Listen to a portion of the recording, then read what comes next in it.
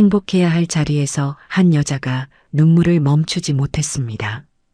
어머님, 저 잘못한 거 없어요. 그날 밤 아무도 몰래 벌어진 일이 있었습니다. 우리 집 체면 망칠 생각은 하지 마라. 그리고 며칠 뒤 아무도 예상 못한 사람이 그 자리에 나타났습니다. 내 딸 건드린 사람이 누구냐? 딸을 지키기 위해 한 여자가 결국 그 자리에 섰습니다. 과연 그날 행사장에서는 무슨 일이 벌어졌던 걸까요? 지금부터 시작되는 이야기, 끝까지 보시면 모든 진실이 밝혀집니다. 이런 사연이 마음에 와닿으셨다면 구독과 좋아요로 함께 해주세요. 그럼 지금 바로 시작합니다. 응급실 복도에 울려 퍼지는 발걸음 소리가 유난히 거칠었습니다. 강말수는 전화 한 통에 신발도 제대로 신지 못한 채 택시를 잡았고 병원 정문을 들어서는 순간부터 숨이 턱까지 차올라 있었죠. 접수대 앞에서 딸의 이름을 대자 간호사가 고개를 돌려 복도 끝 응급처치실을 가리켰고 강말수는 대답도 듣지 않고 가쪽으로 뛰기 시작했습니다. 커튼 너머로 보이는 송아린의 얼굴은 핏기가 전부 빠져 있었습니다. 이마에 식은땀이 맺혀 있었고 입술은 바싹 말라 갈라져 있었죠. 강말수는 딸의 이름을 부르며 침대 옆으로 다가갔지만 송아리는 눈을 뜨면서도 고개를 돌려 벽 쪽을 바라보았습니다. 그 시선이 엄마를 피하고 있다는 걸 강말수는 단번에 알아챘어요. 하리나, 나야. 엄마 왔어. 목소리를 낮춰 한 번 더 불렀지만 송아리는 여전히 고개를 돌린 채 입술만 달싹거렸습니다. 뭔가 말하려는 듯 하다가도 결국 아무 소리도 내지 못했고 그 침묵이 오히려 강말순의 가슴을 세게 눌렀죠.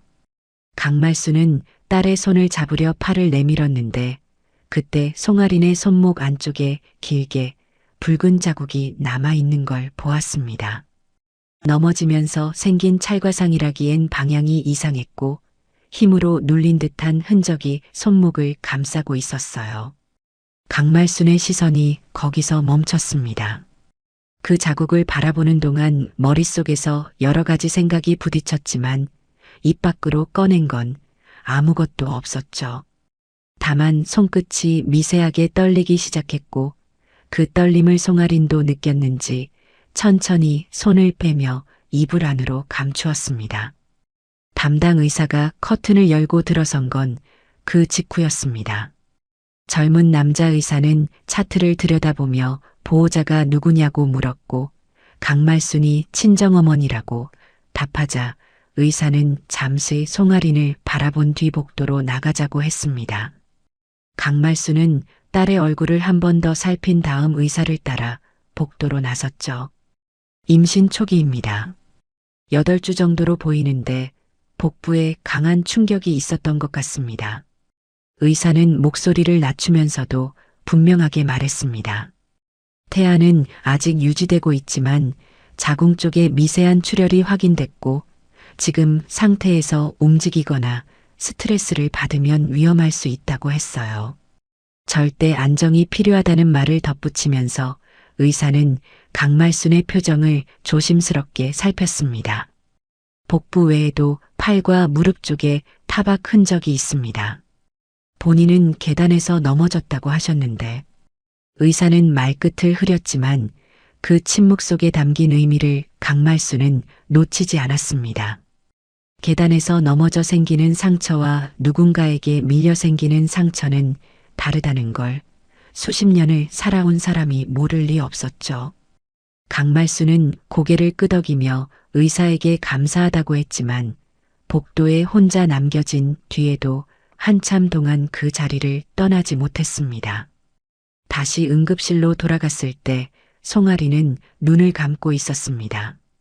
잠든 건지 깨어 있는 건지 알 수 없었지만 이마에 맺힌 땀이 마르지 않은 것을 보면 편히 쉬고 있는 건 아니었어요. 강말순은 의자를 끌어다 침대 옆에 앉았고 딸의 이불 밖으로 나와 있는 팔꿈치 아래쪽에서 또 하나의 멍을 발견했습니다. 보랏빛이 번지듯 퍼져 있는 그 자국은 최소 이틀은 된 것처럼 보였죠. 강말수는 입술을 꽉 깨물었습니다. 딸에게 직접 묻고 싶었지만 지금 이 상태에서 추궁하듯 물으면 송아린이 더 움츠러들 거라는 걸 알고 있었어요.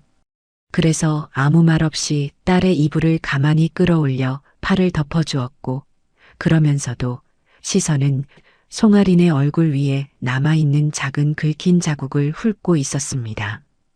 결혼한 지 3년이었습니다. 송아린이 시댁으로 들어간 뒤 강말순이 딸을 직접 만난 횟수는 손에 꼽을 정도였죠. 전화는 종종 왔지만 늘 짧았고 괜찮다는 말만 반복하다 끊기곤 했습니다. 명절에 한 번 얼굴을 보았을 때도 송아리는 웃고 있었지만 그 웃음이 예전 같지 않다는 걸 강말수는 느꼈었어요. 하지만 시집간 딸에게 이것저것 물으면 부담이 될까봐 괜찮다는 말을 그대로 믿기로 했던 겁니다. 그 선택이 지금 이 병실에서 강말순의 가슴을 짓누르고 있었습니다. 괜찮다는 말 뒤에 무엇이 있었는지, 전화를 짧게 끊을 수밖에 없었던 이유가 무엇이었는지, 이제야 윤곽이 잡히기 시작했지만 그 그림은 너무 선명해서 오히려 받아들이기 어려웠죠. 송아린이 작은 신음을 내며 몸을 돌렸습니다. 복부를 감싸 안듯 웅크리는 자세였고 그 움직임에 수액줄이 팽팽하게 당겨졌어요. 강말수는 재빨리 줄을 정리해주면서 딸의 얼굴을 가까이서 들여다보았는데 송아린의 눈가가 젖어 있었습니다. 잠결에 흘린 눈물인지 깨어있으면서 참고 있던 것인지 구분이 되지 않았지만 그 눈물 한 줄기가 강말순이 안에서 무언가를 단단하게 굳혔습니다. 강말수는 자리에서 일어나 병실 창가로 걸어갔습니다. 밖은 이미 어두워져 있었고 유리창에 비친 자신의 얼굴이 평소보다 훨씬 늙어 보였죠. 강말수는 창문에 손을 짚은 채 한참을 서 있었습니다. 머릿속에서는 딸의 손목에 남은 붉은 자국과 의사의 말끝에 담긴 침묵이 번갈아 떠올랐고 그 두 가지가 하나로 겹쳐지는 순간 강말순의 눈빛이 달라졌습니다. 돌아서서 다시 침대 옆에 앉았을 때 강말순은 딸의 머리카락을 천천히 쓸어 넘기며 아주 낮은 목소리로 말했습니다. 엄마가 왔으니까 이제 괜찮아. 송아린의 손끝이 미세하게 움직였지만 대답은 없었습니다. 강말순은 그 침묵을 억지로 깨지 않았고 다만 딸의 손을 조심스럽게 잡은 채 병실의 어둠 속에서 눈을 감지 않았습니다. 강말순의 손에 감긴 딸의 손가락이 새벽녘이 되어서야 조금씩 힘을 풀었습니다. 잠이 든 건지 아니면 더 이상 버틸 기력이 남지 않은 건지 알 수 없었지만 송아린의 숨소리가 겨우 고르게 돌아오자 강말순은 그제야 등을 의자에 기댈 수 있었죠. 병실 천장의 형광등이 반쯤 꺼진 채 희미하게 깜빡이고 있었고 그 불빛 아래에서 강말순은 딸의 잠든 얼굴을 내려다보며 3년 전을 떠올렸습니다. 결혼식 날 송아리는 웃고 있었습니다. 중견 건설사를 운영하는 집안의 둘째 아들에게 시집을 간다는 게 부담이 없진 않았지만 송아리는 사람이 좋다고 했어요. 남편 될 사람이 다정하고 자기 일을 존중해 준다고 했죠. 강말수는 그 말을 믿었습니다. 딸이 고생하지 않을 곳이라면 그것으로 충분하다고 생각했고 혼수 문제로 사돈 쪽에서 몇 가지를 더 요구했을 때도 무리해서 맞춰주었어요. 체면을 중시하는 집안이니 처음에 잘 보여야 한다는 딸의 말에 고개를 끄덕였던 겁니다. 하지만 결혼식이 끝난 뒤부터 송아린의 전화는 눈에 띄게 짧아졌습니다. 처음 한 달은 시댁 적응이 바쁘다는 이유였고 2달째부터는 시어머니가 집에 계시니 긴 통화가 어렵다는 말이 붙었죠. 강말순이 그럼 밖에 나가서 전화하라고 하면 송아리는 잠깐 머뭇거리다가 괜찮다며 끊었습니다. 그 머뭇거림의 의미를 강말순은 그때 잊지 못했어요. 시댁에 들어간 첫 해, 송아리는 최은숙이 정해놓은 생활 규칙을 하나씩 배워야 했습니다. 아침 식사 시간은 7시 반으로 고정되어 있었고, 식단은 최은숙이 전날 저녁에 정했죠. 송아린이 한번 새로운 반찬을 해보겠다고 했을 때 최은숙은 젓가락을 내려놓으며 이 집 입맛은 내가 제일 잘 안다고 말했습니다. 그 말투가 화를 낸 건 아니었어요. 오히려 담담했고 그래서 더 거스를 수 없는 무게가 있었죠. 송아리는 알겠다고 대답한 뒤 다시는 식단에 대해 의견을 내지 않았습니다. 외출도 마찬가지였습니다. 송아린이 대학 동기 모임에 나가겠다고 하면 최은숙은 직접 막지는 않았지만 돌아오는 시간을 물었고 누구를 만나는지 확인했으며 다녀온 뒤에는 어디서 무엇을 했는지 자연스럽게 물었습니다.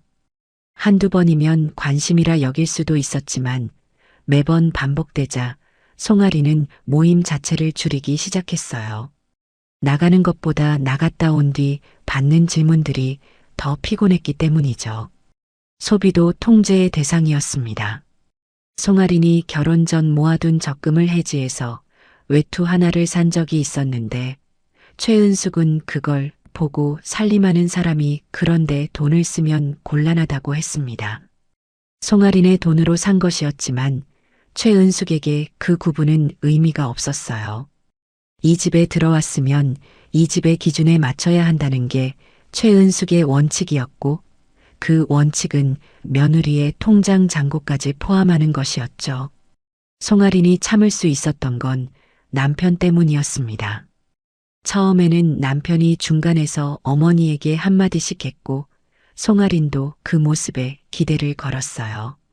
하지만 시간이 지나면서 남편의 중재는 점점 줄어들었습니다.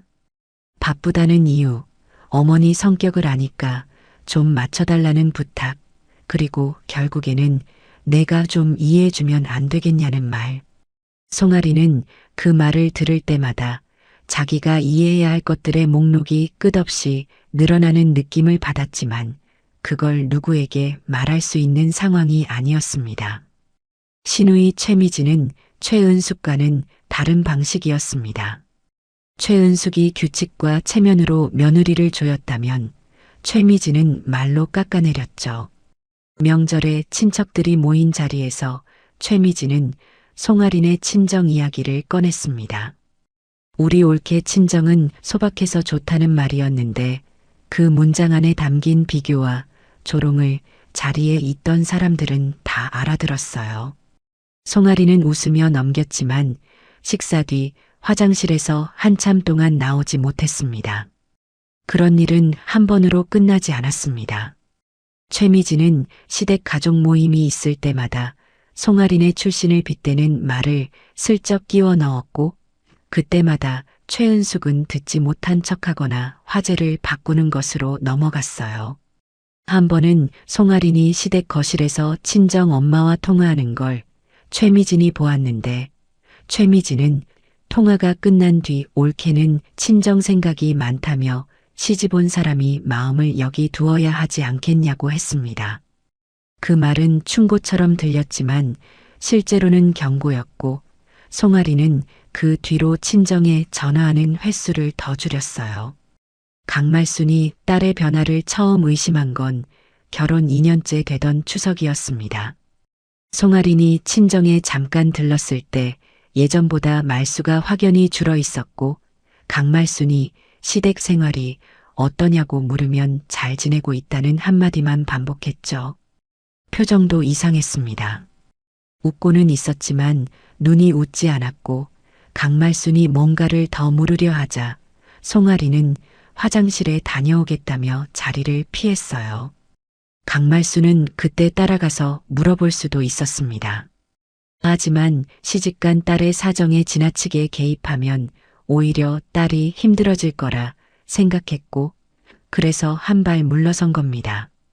그 한 발이 지금 이 병실까지 이어졌다는 걸 강말순은 알고 있었습니다. 딸의 손목에 남은 자국, 복부의 충격, 의사가 끝까지 말하지 않은 문장의 나머지 그것들이 하나씩 연결되면서 강말순의 머릿속에는 3년간 보지 못했던 풍경이 만들어지고 있었어요. 짧아진 전화, 줄어든 외출, 웃지 않는 눈. 괜찮다는 말 뒤에 숨겨져 있던 것들이 이제야 그 형체를 드러내고 있었죠. 새벽빛이 병실 창으로 스며들기 시작했습니다. 송아리는 여전히 잠들어 있었고 수액줄에서 떨어지는 물방울 소리만 일정하게 반복되고 있었어요. 강말순은 딸의 이불을 다시 한번 여미며 자리에서 일어나지 않았습니다. 아직 딸에게 아무것도 묻지 못했고 확인하지 못한 것들이 남아 있었지만 강말순의 안에서는 이미 무언가가 정리되기 시작한 상태였습니다. 3년 동안 한 발 물러서 있던 그 거리를 이제는 더 이상 유지할 수 없다는 것을 강말순은 이 밤 사이에 분명하게 깨달은 것이었죠. 송아린이 눈을 뜬 건 병실에 아침 햇살이 완전히 들어찬 뒤였습니다. 강말순은 밤새 의자에서 한 번도 자리를 뜨지 않았고 딸이 눈꺼풀을 천천히 올리는 걸 바로 곁에서 지켜보았죠. 송아리는 천장을 먼저 바라보다가 고개를 돌렸고 엄마가 아직 거기 앉아 있다는 걸 확인하자 입술이 미세하게 떨렸습니다. 엄마, 밤새 여기 있었어? 목소리가 갈라져 있었습니다. 강말순은 대답 대신 물컵을 집어 빨대를 꽂아 입가에 대주었고 송아리는 두어 모금을 마신 뒤 다시 고개를 베개에 묻었어요. 강말순은 물컵을 내려놓으며 딸의 얼굴을 들여다보았는데 밤사이 부기가 조금 빠졌지만 눈 밑에 그림자는 오히려 더 짙어져 있었습니다.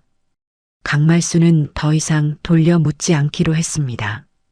밤새 정리한 생각을 꺼내듯 낮고 또렷한 목소리로 말했죠. 하리나, 임신한 거 엄마한테 왜 말 안 했어? 질문이라기보다 확인에 가까운 말투였습니다. 송아리는 눈을 감았다가 다시 떴고 한참 만에 입을 열었어요. 말하려고 했어.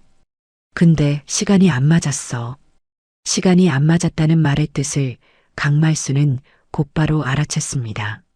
말할 수 없는 상황이 있었다는 뜻이었죠. 강말순이 더 물으려 하자 송아리는 몸을 돌려 반대쪽으로 누우며 말했습니다. 시댁에서 먼저 알게 됐어. 내가 말하기도 전에. 그 한마디에 강말순의 표정이 굳었습니다. 송아리는 천천히 그날의 일을 꺼내기 시작했어요. 임신 사실을 송아린 본인이 확인한 건 약 2달 전이었습니다.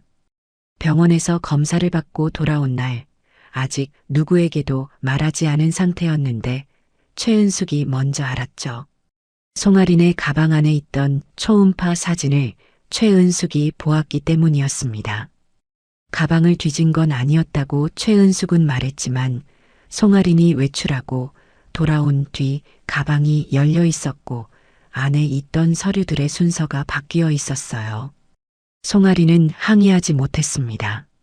이미 임신 사실이 드러난 상황에서 가방을 왜 열었냐고 따지는 건 이 집에서는 통하지 않는 일이었으니까요. 최은숙의 반응은 기뻐하는 것과는 거리가 멀었습니다.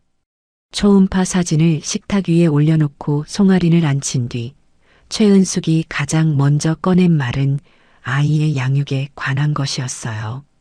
이 집 손주는 이 집 방식대로 키워야 한다는 것, 친정 쪽의 간섭은 받지 않을 거라는 것, 그리고 출산 후 육아는 자기가 주도하겠다는 것을 최은숙은 차분하지만 단호한 어조로 정리했습니다. 송아린이 아직 임신 초기라 조심해야 한다는 말을 꺼내자 최은숙은 고개를 끄덕이면서도 그건 내가 알아서 챙길 테니 걱정 말라고 했죠. 그 말은 배려처럼 들렸지만 실제로는 이 아이에 대한 결정권이 누구에게 있는지를 선언하는 것이었습니다. 며칠 뒤 저녁 식사 자리에서 최미진이 임신 소식을 알게 되었습니다. 최은숙이 직접 알린 것이었는데 최미진의 첫 반응은 축하가 아니었어요. 젓가락을 내려놓으며 잠시 생각하는 표정을 짓더니 아이가 태어나면 재산 구조가 달라지는 거 아니냐고 최은숙에게 물었습니다. 최은숙은 그건 나중에 정리할 문제라며 넘겼지만 최미진의 시선은 송아린에게 고정되어 있었죠. 그 시선 안에는 며느리가 아이를 통해 이 집안에서 더 큰 몫을 차지하게 될 거라는 경계가 뚜렷하게 담겨 있었습니다. 그날 이후 최미진의 태도는 눈에 띄게 달라졌습니다. 전에는 친정을 빗대는 말 정도였지만 임신 이후로는 송아린의 행동 하나하나에 간섭하기 시작했어요. 병원 검진을 다녀오면 결과가 어떻게 나왔는지 물었고 송아린이 간식을 먹으면 임산부가 그런 걸 먹어도 되는 거냐며 핀잔을 주었죠. 한 번은 송아린이 태교 음악을 틀어놓고 있었는데 최미진이 방문을 열고 들어와 이런 거 효과 있는 거냐며 코웃음을 쳤습니다. 사소한 일처럼 보였지만 그런 순간들이 하루에도 서너 번씩 반복되면서 송아리는 자기 방 안에서조차 편하게 숨을 쉴 수 없었어요. 최은숙과 최미진이 재산 문제를 본격적으로 논의한 건 송아린이 병원 검진을 간 사이였습니다. 송아리는 직접 듣지 못했지만 돌아왔을 때 집안 분위기가 달라져 있었죠. 최은숙의 표정이 평소보다 굳어 있었고 최미진은 송아린과 눈을 마주치지 않았습니다. 그날 저녁 남편에게 무슨 일이 있었냐고 물었지만 남편은 집안일이니 신경 쓰지 말라고만 했어요. 그 말이 뜻하는 바를 송아리는 정확히 알았습니다. 자기가 낳을 아이에 대한 논의가 자기 없이 진행되고 있다는 것, 그리고 그 논의에서 자신은 발언권이 없다는 것이었죠. 송아린이 버틸 수 있었던 건 뱃속의 아이 때문이었습니다. 이 아이만큼은 자기가 지키겠다는 마음이 유일한 버팀목이었고, 그래서 최은숙의 간섭도 최미진의 비아냥도 이를 악물고 넘겼어요. 하지만 참는다는 것은 감정이 사라진다는 뜻이 아니었습니다. 밤마다 혼자 방에 누워 천장을 바라볼 때면 가슴이 눌리는 것 같았고 숨을 깊이 쉬려 해도 어딘가에서 막히는 느낌이 반복되었죠. 병원에서 임산부의 스트레스가 태아에게 영향을 줄 수 있다는 말을 들었을 때 송아리는 처음으로 이 집을 나가야 하는 건 아닌지 생각했습니다. 하지만 그 생각은 오래가지 못했어요. 나간다 해도 갈 곳이 마땅치 않았고 무엇보다 이 집을 나가는 순간 아이에 대한 모든 결정권을 완전히 빼앗길 거라는 두려움이 더 컸기 때문이죠. 송아리는 거기까지 말하고 입을 다물었습니다. 병실에는 다시 수액 떨어지는 소리만 남았고 강말수는 딸의 등을 바라보며 한동안 아무 말도 하지 못했어요.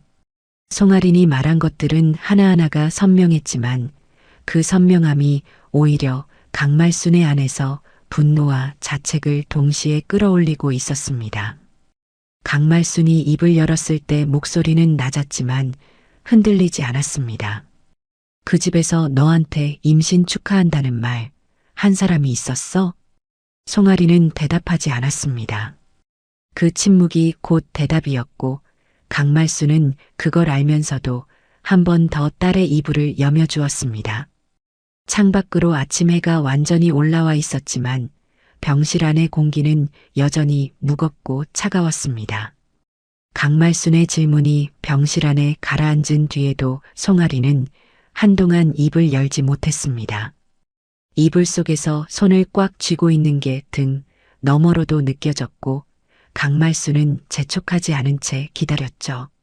병실 밖 복도에서 간호사의 발걸음 소리가 지나가고 어딘가에서 환자 호출벨이 울렸다 꺼진 뒤에야 송아린이 천천히 몸을 돌렸습니다. 엄마, 그날 일은 내가 먼저 시작한 게 아니야. 목소리가 떨리고 있었지만 말하겠다는 의지는 분명했습니다. 강말수는 고개를 끄덕이며 딸의 얼굴을 바라보았고 송아리는 시선을 천장에 고정한 채 며칠 전 그 오후로 돌아갔어요. 그날은 수요일이었습니다. 송아리는 아침부터 몸이 좋지 않았고 입덧이 심해서 아침 식사도 거의 하지 못한 상태였죠. 점심 무렵이 되자 조금 나아졌고 송아리는 거실에서 최은숙에게 조심스럽게 말을 꺼냈습니다. 이번 주말에 친정에 하루만 다녀오고 싶다고요. 임신 사실을 엄마에게 직접 말씀드리고 싶다는 이유였어요. 최은숙은 소파에 앉아 텔레비전을 보고 있었는데 리모컨을 든 손이 멈추더니 고개를 천천히 돌렸습니다. 표정은 크게 변하지 않았지만 눈빛이 차가워졌어요. 그 얘기는 전화로 하면 되잖아. 송아리는 예상했던 반응이었지만 이번에는 물러서지 않았습니다. 초음파 사진도 직접 보여드리고 싶고 엄마가 많이 걱정하고 계실 거라며 하루만 다녀오겠다고 다시 말했죠. 최은숙은 텔레비전을 끄며 송아린을 똑바로 바라보았습니다. 임신 초기에 돌아다니면 안 된다고 내가 몇 번을 말했어. 친정 가서 밤새 이야기하고 돌아오면 몸만 더 상해. 최은숙의 말에는 걱정이 섞여 있는 것 같기도 했지만 그 안에 담긴 진짜 의미는 달랐습니다. 임신 사실을 친정에 알리는 시점과 방법을 자기가 통제하겠다는 것이었죠. 송아리는 그걸 알면서도 한 번 더 말했습니다. 엄마한테 전화로 이런 소식을 전하긴 어렵다고 직접 가서 얼굴을 보고 말씀드리고 싶다고요. 그때 현관문이 열리며 최미진이 들어왔습니다.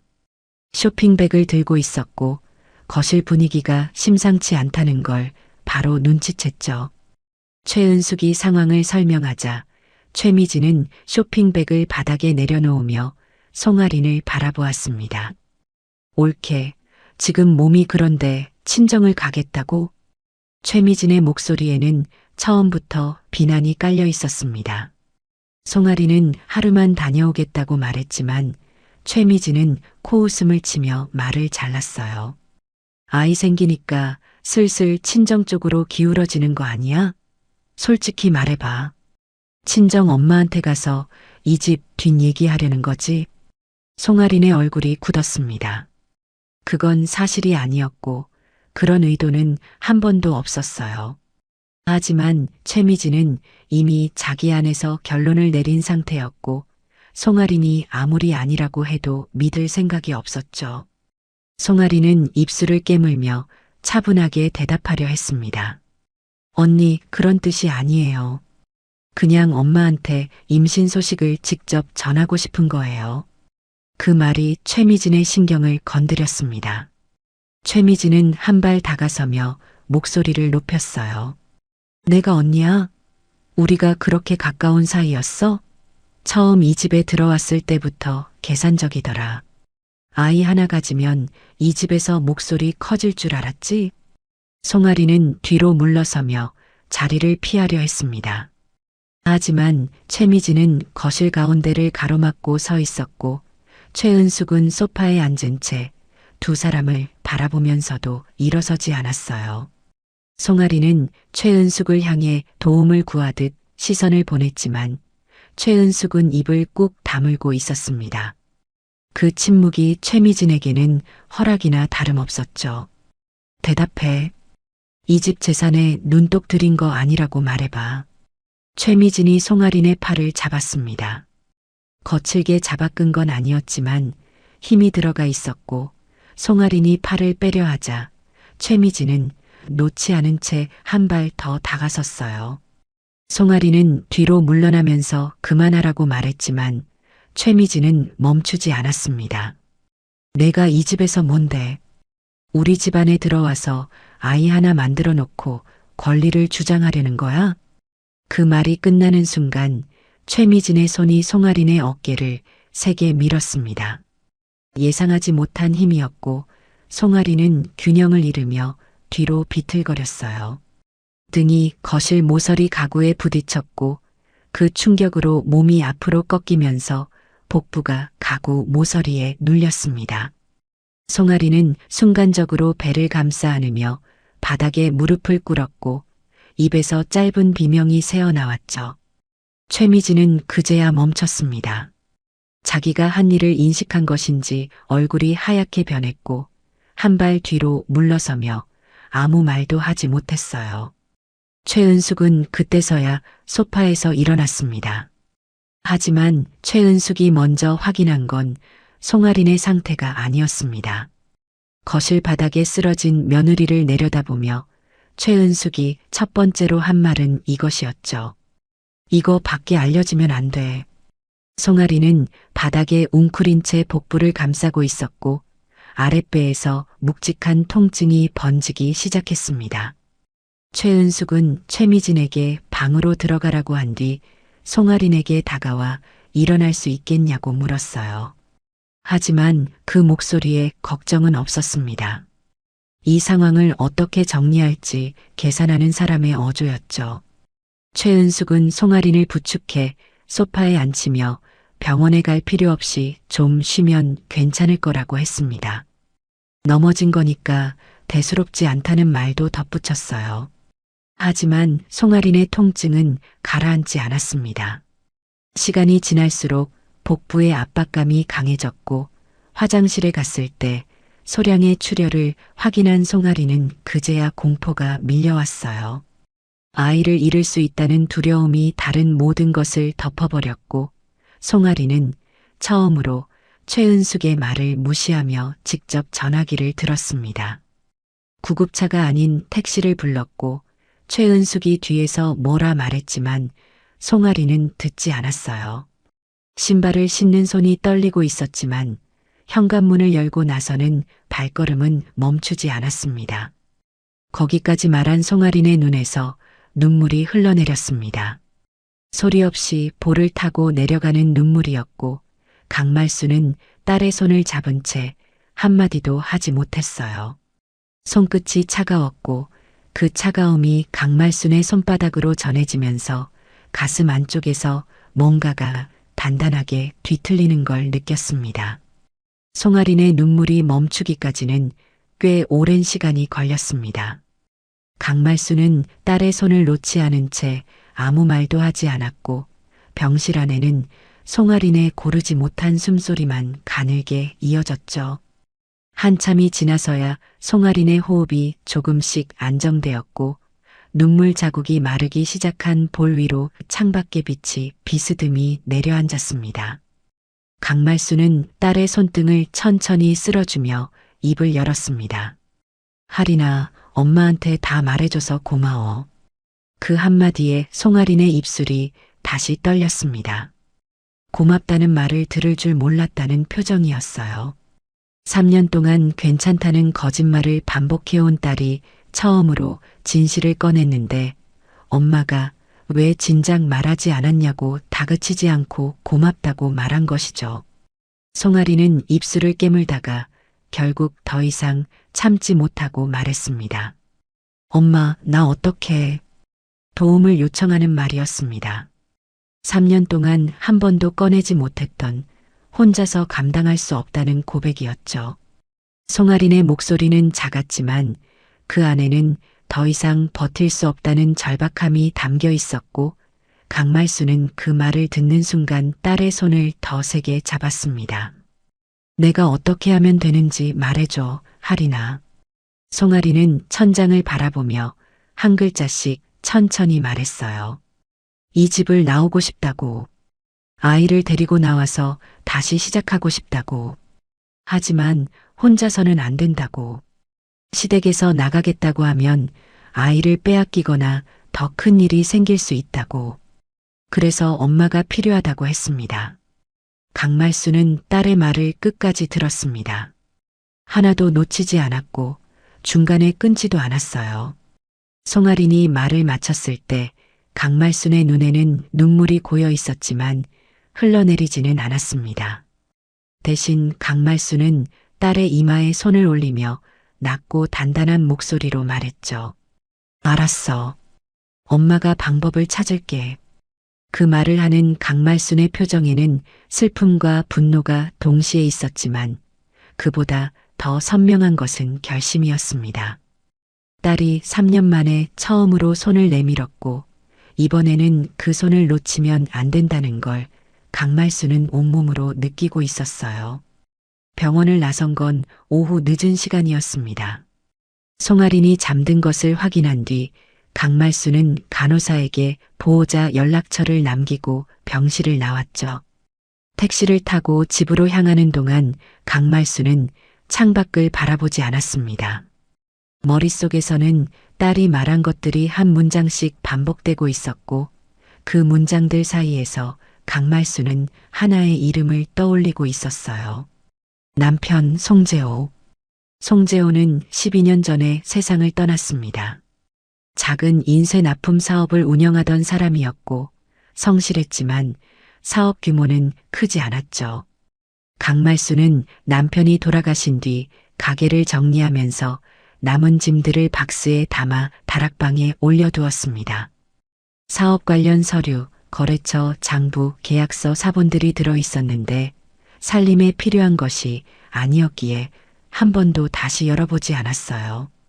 하지만 강말순이 그 박스를 기억하고 있었던 건 남편이 돌아가시기 전에 한 말 때문이었습니다. 병상에서 송재호는 강말순의 손을 잡으며 다락방 서류들을 잘 보관해달라고 했어요. 언젠가 필요할 수 있다고, 그때 가서 열어보면 된다고 했죠. 강말순은 그 말의 의미를 묻지 않았습니다. 남편이 죽음을 앞둔 상황에서 서류 이야기를 하는 게 이상했지만 그보다는 남편의 손을 놓지 않는 것이 더 중요했기 때문이에요. 집에 도착한 강말순은 현관문을 열자마자 다락방으로 올라갔습니다. 먼지가 두껍게 쌓인 박스들 사이에서 송재호의 이름이 적힌 상자를 찾았고 무릎을 꿇고 앉아 테이프를 뜯었어요. 안에는 노란색으로 바랜 서류 묶음이 있었고 거래처별로 분류된 장부와 함께 투명한 파일 하나가 바닥에 깔려 있었습니다. 강말수는 그 파일을 꺼내 펼쳤습니다. 안에는 계약서, 사본과 메모가 섞여 있었는데 강말순의 눈이 멈춘 건 메모지에 적힌 회사 이름이었어요. 송재호의 글씨로 적힌 그 이름은 강말순이 최근에 들은 이름과 같았습니다. 사돈 집안이 운영하는 건설사였죠. 강말순은 메모를 하나씩 읽어내려갔습니다. 송재호는 생전에 인쇄 납품 일을 하면서 여러 건설사와 거래했는데 그중 한 곳과의 거래에서 문제가 있었던 것 같았어요. 메모에는 날짜와 금액, 그리고 미지급, 계약 변경, 일방 통보와 같은 단어들이 빼곡하게 적혀 있었습니다. 장부를 대조해 보니 해당 거래처에서 납품 대금을 수차례 늦게 지급했고 최종적으로는 상당 금액이 미정산 상태로 남아 있었죠. 그 아래에는 송재호가 직접 작성한 것으로 보이는 편지 초안이 끼어 있었습니다. 거래처에 정식으로 항의하려 했던 것 같은데 편지는 중간에서 끊겨 있었어요. 보내지 못한 것이었죠. 강말수는 편지의 마지막 문장을 읽었습니다. 이 건에 대한 자료는 모두 보관하고 있으며로 시작하는 문장이었는데 거기서 글이 멈춰 있었어요. 강말순의 손이 떨렸습니다. 12년 전 남편이 사업을 접게 된 이유가 단순히 경영 악화 때문만은 아니었을 수 있다는 생각이 처음으로 형태를 갖추기 시작한 것이죠. 강말순은 서류를 다시 한 장씩 넘기며 금액과 날짜를 확인했고 거래가 중단된 시점과 남편의 사업이 기울기 시작한 시점이 거의 일치한다는 걸 발견했습니다. 방 안은 어두워지고 있었습니다. 강말수는 다락방 바닥에 주저앉은 채 서류들을 무릎 위에 펼쳐놓고 한참 동안 움직이지 않았어요. 딸의 시댁, 사돈 집안. 그 집안 건설사의 이름이 남편의 장부에 적혀 있었다는 사실이 강말순의 안에서 여러 개의 점을 하나의 선으로 연결하고 있었습니다.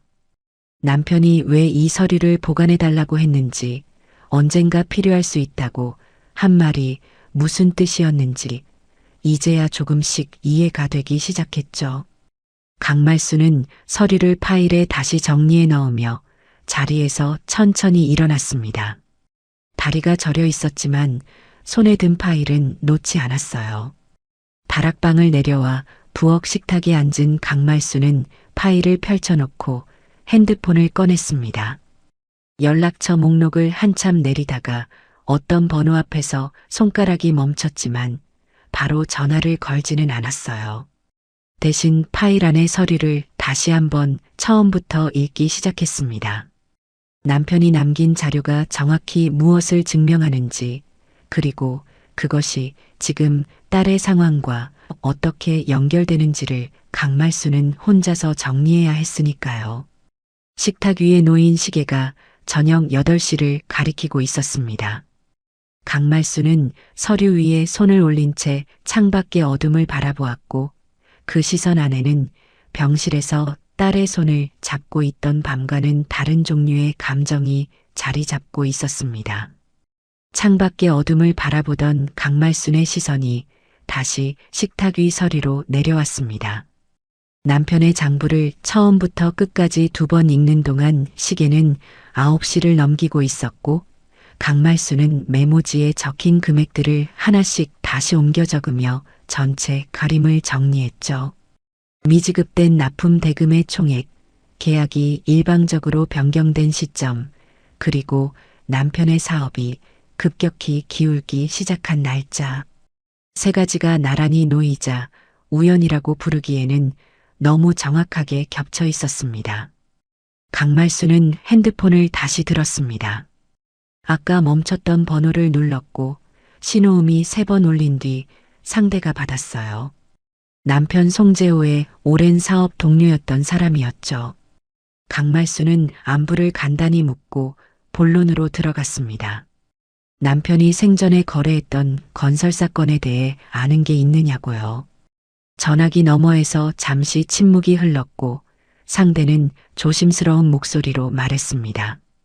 그거는 재호 형이 끝까지 풀지 못한 일이었다고 자기도 당시 옆에서 보면서 안타까웠다고요.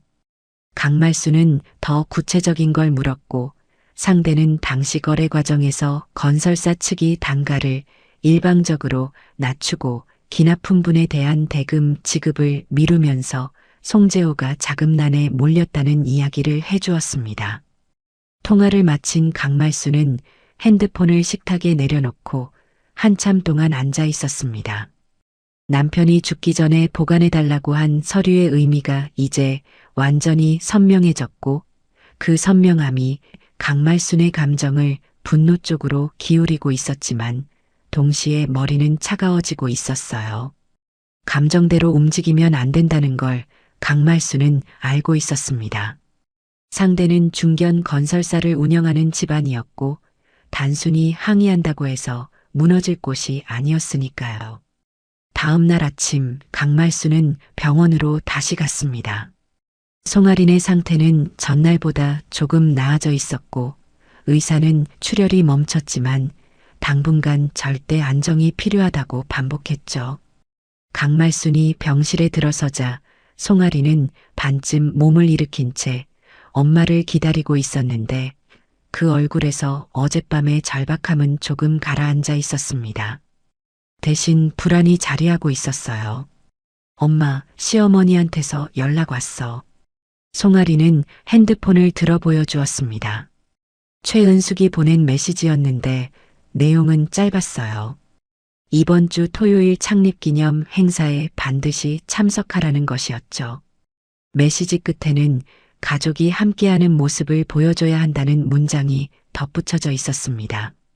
송아리는 핸드폰을 내려놓으며 입술을 깨물었어요. 병원에 있는 거 알면서 이런 연락을 해. 송아린의 목소리에는 분노보다 체념이 더 많이 섞여 있었습니다. 3년간 이런 식의 요구에 익숙해진 사람의 반응이었죠. 강말수는 메시지를 읽으며 눈을 가늘게 떴습니다. 창립기념 행사. 강말수는 그 단어를 머릿속에 새기듯 천천히 되뇌었어요. 그 행사가 뭔데? 송아리는 시댁 건설사가 매년 여는 창립기념 행사라고 설명했습니다. 올해가 특히 중요한 해인데 최근 건설사가 윤리 경영을 전면에 내세우면서 기업 이미지를 쇄신하는 중이라고 했어요. 외부 투자자들과 거래처 임원들이 다수 참석하는 자리이고 그 앞에서 가족이 화목한 모습을 보여주는 것이 최은숙이 매년 가장 신경 쓰는 부분이라고 했죠. 강말수는 고개를 끄덕이며 딸의 말을 끝까지 들었습니다. 그리고 조용히 물었어요. 그 행사 어디서 해? 송아리는 호텔 이름을 말했고 강말수는 그걸 기억해 두었습니다. 송아린이 엄마에게 왜 그걸 물어보는 거냐는 눈빛을 보냈지만 강말수는 대답 대신 딸의 이불을 정리하며 화제를 바꾸었어요. 오늘 점심은 뭘 먹고 싶냐고 물었고 송아리는 엄마의 태도가 어딘가 달라졌다는 걸 느끼면서도 더 캐묻지 않았습니다. 병원을 나온 강말수는 바로 집으로 가지 않았습니다. 시내 중심가에 있는 복사집에 들러 전날 다락방에서 가져온 서류 일체를 복사했어요. 원본은 따로 보관하고 사본을 새 파일에 정리했으며 거래 내역과 미지급 금액이 적힌 장부 페이지에는 직접 형광펜으로 표시를 해두었습니다. 복사를 마치고 나오면서 강말수는 근처 문구점에서 투명한 서류 봉투를 하나 더 샀죠. 준비하는 사람의 손놀림이었습니다. 그날 저녁 강말수는 다시 핸드폰을 들었습니다. 이번에는 남편의 사업 동료가 아니라 다른 사람에게 전화를 걸었어요. 통화는 10분 정도 이어졌고 강말수는 창립기념 행사의 날짜와 장소를 확인한 뒤 초대 명단에 자신의 이름이 있는지 물었습니다. 상대는 없다고 했죠. 사돈 쪽에서 초대하지 않은 이상 외부인은 참석이 어렵다는 말도 덧붙였어요. 강말수는 알겠다고 대답하고 전화를 끊었습니다. 초대받지 않았다는 사실이 강말순을 멈추게 하지는 않았습니다. 오히려 그 사실이 강말순의 결심을 더 분명하게 만들었어요. 최은숙은 병원에 누워있는 며느리에게까지 행사 참석을 요구하면서 며느리의 친정 엄마는 명단에 올리지도 않은 겁니다. 그 집안이 말하는 가족의 결속이란 결국 자기들 체면을 위한 것이었고 그 체면 뒤에서 딸이 어떤 일을 당했는지는 아무도 신경 쓰지 않았던 것이죠. 강말수는 식탁에 앉아 서류 봉투를 앞에 놓고 행사 당일의 동선을 생각했습니다. 호텔 이름은 알고 있었고 행사가 오후에 시작된다는 것도 송아린에게 들었어요. 초대장 없이 들어갈 수 있을지는 확실하지 않았지만 강말수는 방법을 찾을 생각이었습니다. 중요한 건 그 자리에 서는 것이었고 서류를 보여줄 타이밍이었죠. 금요일 밤 행사 전날이었습니다. 강말수는 옷장을 열어 깔끔한 외출복을 꺼냈고 다림질을 하면서 내일 있을 일을 머릿속으로 그렸어요. 서류 봉투는 이미 가방 안에 들어가 있었고 남편의 장부 사본과 병원 기록 사본이 나란히 정리되어 있었습니다. 병원 기록은 낮에 담당 의사에게 요청해서 받아둔 것이었죠. 의사는 보호자라는 확인 절차를 거친 뒤 진단서 사본을 내주었고 강말수는 그 서류가 어떤 무게를 가지는지 정확히 알고 있었습니다. 다림질을 마친 강말수는 옷을 옷걸이에 걸어두고 거울 앞에 섰습니다. 거울 속의 얼굴은 며칠 새 부쩍 수척해져 있었지만 눈빛은 흐려지지 않았어요. 강말수는 거울을 오래 바라보지 않았습니다. 할 일은 내일이었고 오늘 밤은 그 일을 위해 쉬어야 했으니까요. 불을 끄고 침대에 누운 강말수는 어둠 속에서 천장을 바라보았습니다. 남편이 생전에 했던 말이 다시 떠올랐어요. 언젠가 필요할 수 있다는 그 말을 남편은 이런 날이 올 것을 알았던 걸까요? 강말수는 그 질문에 답을 내리지 않았습니다. 다만 내일 자신이 그 자리에 서야 할 이유가 남편의 것이기도 하고 딸의 것이기도 하다는 걸 분명하게 느끼며 눈을 감았습니다. 토요일 오후 강말수는 호텔 로비에 들어섰습니다. 전날 밤 다려놓은 검은색 외출복을 입고 있었고 어깨에 건 가방 안에는 서류 봉투가 단단하게 들어 있었죠. 로비는 이미 행사 참석자들로 붐비고 있었고 건설사 로고가 새겨진 대형 배너가 연회장 입구 양옆에 세워져 있었습니다. 강말수는 로비 한쪽에 서서 사람들의 흐름을 잠시 살폈어요. 정장을 입은 남자들과 화려한 옷차림의 여자들이 안내 데스크를 거쳐 연회장 안으로 들어가고 있었고, 데스크 앞에는 초대장을 확인하는 직원이 2명 서 있었습니다. 강말수는 서두르지 않았습니다. 안내 데스크 쪽을 지켜보다가 참석자들이 한꺼번에 몰리는 시간대를 기다렸죠. 오후 2시가 넘자 입구가 붐비기 시작했고, 직원들이 여러 사람을 동시에 안내하느라 정신 없어진 틈에 강말수는 무리 사이에 섞여 자연스럽게 연회장 안으로 걸어 들어갔습니다. 아무도 강말순을 멈춰 세우지 않았어요. 검은색 정장 차림에 가방을 든 중년 여성은 행사 관계자처럼 보이기에 충분했으니까요. 연회장 안은 넓었습니다. 둥근 테이블이 수십 개 배치되어 있었고, 정면에는 무대와 단상이 마련되어 있었죠. 무대 뒤 대형 스크린에는 건설사의 연혁과 윤리 경영 슬로건이 번갈아 떠오르고 있었습니다. 강말수는 뒤쪽 테이블 근처에 자리를 잡고 서서 연회장 전체를 훑었어요. 그리고 무대 오른편 첫 번째 테이블에서 최은숙을 발견했습니다. 최은숙은 남색 정장에 진주 목걸이를 걸고 있었고, 옆에는 최미진이 앉아 있었죠. 두 사람 모두 웃고 있었습니다. 주변 테이블의 사람들과 가볍게 인사를 나누고 있었고, 그 모습은 누가 봐도 안정된 가문이 여유로운 풍경이었어요. 강말수는 그 웃음을 바라보며 가방 끈을 한번 고쳐 잡았습니다. 행사가 시작되었습니다. 사회자가 마이크를 잡고 인사말을 했고, 건설사 회장의 축사가 이어졌죠. 회장은 단상에 서서 회사의 성장과 윤리 경영에 대한 의지를 말했고, 객석에서는 적절한 타이밍에 박수가 터져 나왔습니다. 강말수는 뒤쪽에서 그 축사를 끝까지 들었어요. 윤리, 신뢰, 가족 같은 기업이라는 단어들이 반복될 때마다 강말순의 턱이 조금씩 단단해졌지만 표정은 변하지 않았습니다. 축사가 끝나고 건배가 이어졌습니다. 잔이 부딪히는 소리와 함께 연회장의 분위기가 한결 풀어졌고, 테이블마다 음식이 서빙되기 시작했죠. 강말수는 그 시점을 지켜보고 있었습니다. 건배가 끝나고 사람들이 음식에 시선을 돌린 직후 다음 순서가 시작되기 전에 짧은 공백. 강말수는 가방에서 서류 봉투를 꺼내 손에 쥐었습니다. 그리고 걸어 나갔습니다. 뒤쪽 테이블에서 통로를 따라 단상 방향으로 걸어가는 강말순의 발걸음은 빠르지 않았습니다. 하지만 멈추지도 않았죠.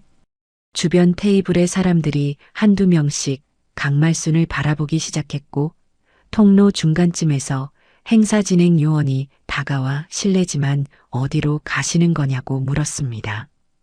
강말순은 그 사람을 바라보며 짧게 말했어요. 사돈댁에 전할 말이 있어서요. 진행 요원이 잠시 당황한 사이 강말순은 이미 단상 앞까지 도달해 있었습니다. 최은숙이 강말순을 알아본 건 그 순간이었어요. 첫 번째 테이블에서 음식을 집으려던 최은숙의 손이 공중에서 멈췄고 얼굴이 순간적으로 굳었습니다. 최미진도 고개를 돌렸고 강말순과 눈이 마주치자 눈이 크게 떠졌죠. 사돈어른, 여기 어떻게? 최은숙이 자리에서 일어나며 낮은 목소리로 말했습니다. 주변에 들리지 않게 하려는 것이었지만 이미 근처 테이블의 시선이 두 사람에게 모이고 있었어요. 강말순은 최은숙을 바라보며 한 발도 물러서지 않았습니다. 사돈어른, 저는 오늘 이 자리에 제 딸 송아린의 친정 엄마로 왔습니다. 강말순의 목소리는 크지 않았지만 연회장의 어수선한 소음 사이로 또렷하게 퍼졌습니다. 최은숙이 강말순의 팔을 잡으며 여기서 이러면 안 된다고 속삭였지만 강말순은 팔을 빼며 서류 봉투를 들어 올렸어요. 제 딸이 지금 병원에 입원해 있습니다. 임신 초기에 이 집안에서 폭행을 당해서요. 그 한마디에 주변이 조용해졌습니다. 가장 가까운 테이블의 사람들이 고개를 돌렸고 그 시선이 번지듯 연회장 전체로 퍼져나갔죠. 최은숙의 얼굴이 하얗게 변했고 최미진은 의자에서 일어나지 못한 채 입만 벌리고 있었습니다. 강말수는 서류 봉투에서 첫 번째 서류를 꺼냈습니다. 병원 진단서 사본이었어요. 이건 제 딸의 진단서입니다. 복부 충격으로 인한 임신 초기 출혈, 전신 타박상. 계단에서 넘어졌다고요?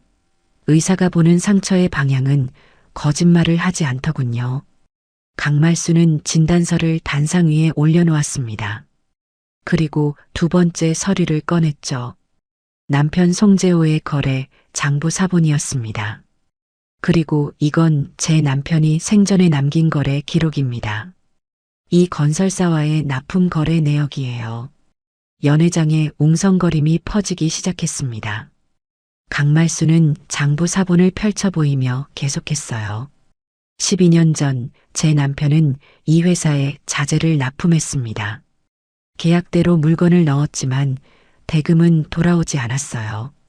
단가를 일방적으로 낮추고 기납품분 대금을 미루고 결국 제 남편의 사업은 무너졌습니다. 강말수는 장부의 핵심 페이지를 들어 올렸습니다. 형광펜으로 표시해둔 금액과 날짜가 선명하게 보였고 가까운 테이블에 앉아있던 사람들의 시선이 그 숫자에 고정되었죠. 윤리 경영이라고 스크린에 써놓으셨던데 이게 윤리인가요? 소규모 납품업체 대금을 떼먹고 사업을 접게 만든 게 이 회사의 경영 방식이었습니다. 최은숙이 한 발 다가서며 목소리를 높였습니다. 지금 근거 없는 얘기로 자리를 망치시려는 겁니까?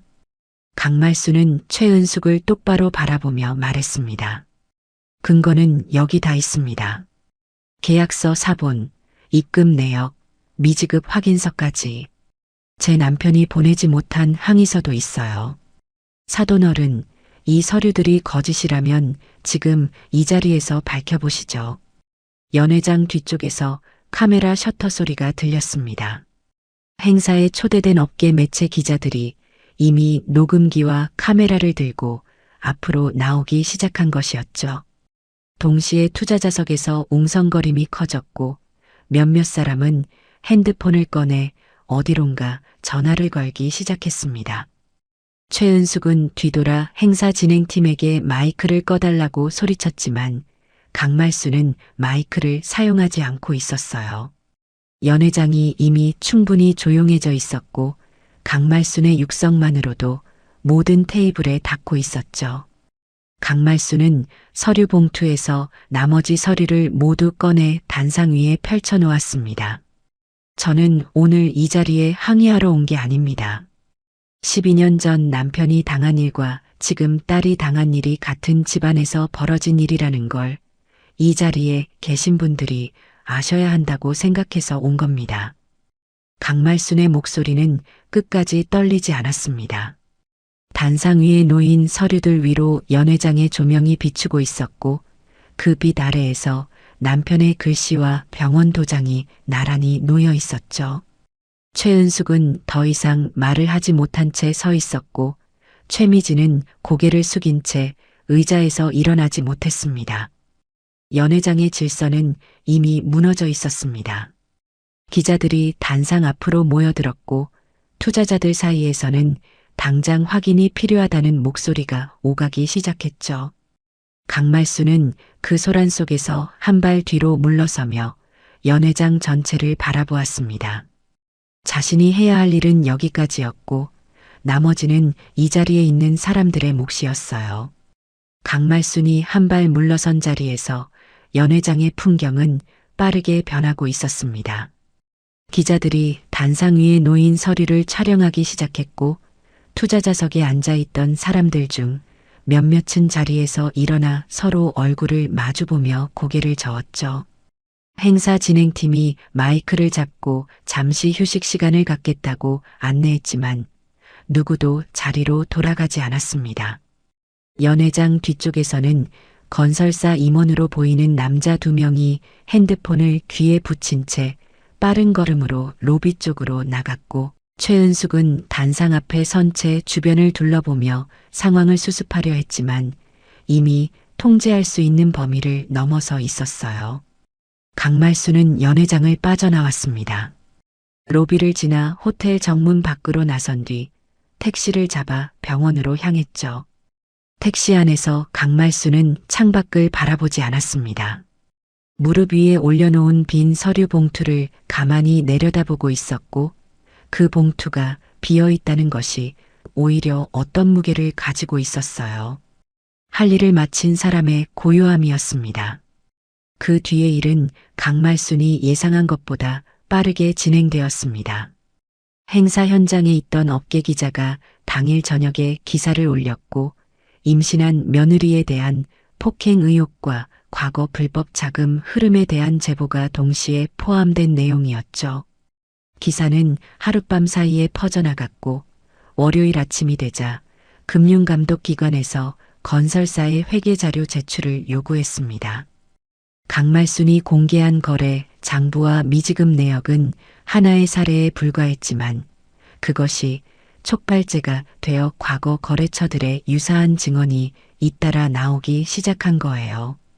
수사가 본격적으로 시작된 건 그 주 수요일이었습니다. 검찰이 건설사 본사에 압수수색 영장을 집행했고, 회계 서버와 거래 관련 서류 일체가 확보되었죠. 뉴스 화면에는 양복을 입은 수사관들이 박스를 들고 건물 밖으로 나오는 장면이 반복되었고, 건설사 로고가 새겨진 간판 앞에 취재진이 줄지어 서 있었습니다. 건설사의 주요 거래처 2곳이 같은 날 거래 중단을 통보했고, 진행 중이던 대형 건설 프로젝트의 발주처에서도 계약 재검토를 선언했어요. 최은숙 가족의 대응은 초반부터 어긋나기 시작했습니다. 행사 직후 건설사 측은 해명 자료를 배포했지만 그 내용은 거래 관행상 발생할 수 있는 지연이었다는 수준에 그쳤고, 기자들의 추가 질문에는 묵묵부답으로 일관했죠. 최은숙은 강말순이 공개한 병원 진단서에 대해 며느리가 계단에서 넘어진 사고였다는 입장을 고수했지만, 이미 의료 기록의 상세 내용이 보도를 통해 알려진 뒤였기 때문에 그 해명을 받아들이는 사람은 거의 없었습니다. 투자자들의 이탈이 시작된 건 압수수색 이틀 뒤였습니다. 윤리 경영을 전면에 내세웠던 기업 이미지가 하루아침에 무너지면서 최근 유치한 투자금에 대한 반환 요청이 이어졌고, 신규 프로젝트 입찰에서도 자격심사 단계에서 배제되기 시작했죠. 건설사의 신용 등급이 하향 조정되었다는 보도가 나왔고, 거래 은행에서 대출 상환 일정을 앞당기겠다는 통보까지 들어왔습니다. 수십 년간 쌓아 올린 사업적 신뢰가 일주일 만에 허물어지고 있었어요. 최미진은 행사 이후 모습을 드러내지 않았습니다. 언론의 이름이 오르내리기 시작하면서 최미진의 주변 인맥도 하나둘 연락을 끊었고, 이전까지 함께 어울리던 모임에서도 더 이상 초대가 오지 않았죠. 체면을 무엇보다 중시하던 사람이 사회적 체면을 완전히 잃은 것이었습니다. 최은숙도 마찬가지였습니다. 그동안 최은숙이 유지해온 관계들은 대부분 건설사의 지위와 연결되어 있었고, 그 지위가 흔들리자 관계도 함께 무너졌어요. 병원 후원회, 문화재단 이사회, 지인 모임. 최은숙이 이름을 올려놓았던 자리들에서 하나씩 빠져나가라는 연락이 왔고, 최은숙은 전화를 받지 않는 것으로 대응했지만 그것은 수습이 아니라 회피에 불과했죠. 송아리는 병원에서 그 소식들을 하나씩 들었습니다. 뉴스를 통해서, 그리고 간간히 남편에게서 오는 연락을 통해서요. 남편은 전화할 때마다 목소리가 낮아져 있었고, 어머니가 많이 힘들어 하신다는 말을 반복했습니다. 하지만 송아린에게 미안하다는 말은 한 번도 하지 않았어요. 송아리는 그 전화를 들으며 이 사람이 3년 동안 한 번도 자기 편이 아니었다는 걸 다시 한번 확인했고 마지막 통화를 끝으로 남편의 번호를 수신 차단했습니다. 퇴원 날 강말순이 병원에 왔습니다. 송아린의 짐을 챙기는 강말순의 손놀림은 담담했고 두 사람은 병원 로비를 나란히 걸어 나왔어요. 밖은 늦가을 바람이 불고 있었고 송아리는 병원 앞에서 한번 뒤를 돌아보았습니다. 하지만 그 시선은 누군가를 기다리는 것이 아니라 떠나온 곳을 확인하는 것이었죠. 강말순이 택시 문을 열어주었고 송아리는 안으로 들어가며 배를 조심스럽게 감쌌습니다. 택시가 출발한 뒤 한참 동안 두 사람은 아무 말도 하지 않았습니다. 창밖으로 익숙한 동네의 풍경이 스쳐 지나가기 시작했을 때 강말순이 먼저 입을 열었어요. 하린아, 이제 그만 참아. 송아리는 엄마를 바라보았습니다.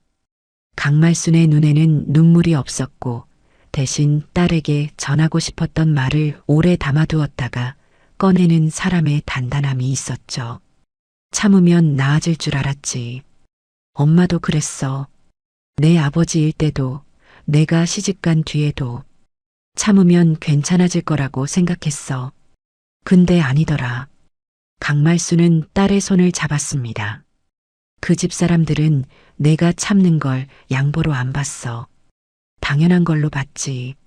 내가 참을수록 더 많이 가져갔고, 내가 조용할수록 더 함부로 했어. 그건 관계가 아니야. 송아린의 눈에 물기가 번졌지만 고개를 끄덕였습니다. 강말순은 딸의 손을 놓지 않은 채 말을 이었어요. 이제 돌아가지 마. 그 집 사람들한테 미안해할 것도 없고 연락할 것도 없어. 너는 내 아이 지키면서 내 삶 사는 거야. 엄마가 옆에 있을게. 택시가 강말순의 집 앞에 멈췄습니다. 두 사람은 나란히 내렸고 강말순은 딸의 짐가방을 들었어요. 송아리는 익숙한 현관 앞에 서서 한참 동안 그 문을 바라보았습니다. 3년 만에 돌아온 집이었고 그 문 안에는 시댁의 규칙도 체면도 없었죠. 강말순이 먼저 문을 열고 안으로 들어서며 뒤를 돌아보았습니다. 들어와 하린아. 송아리는 천천히 문턱을 넘었습니다.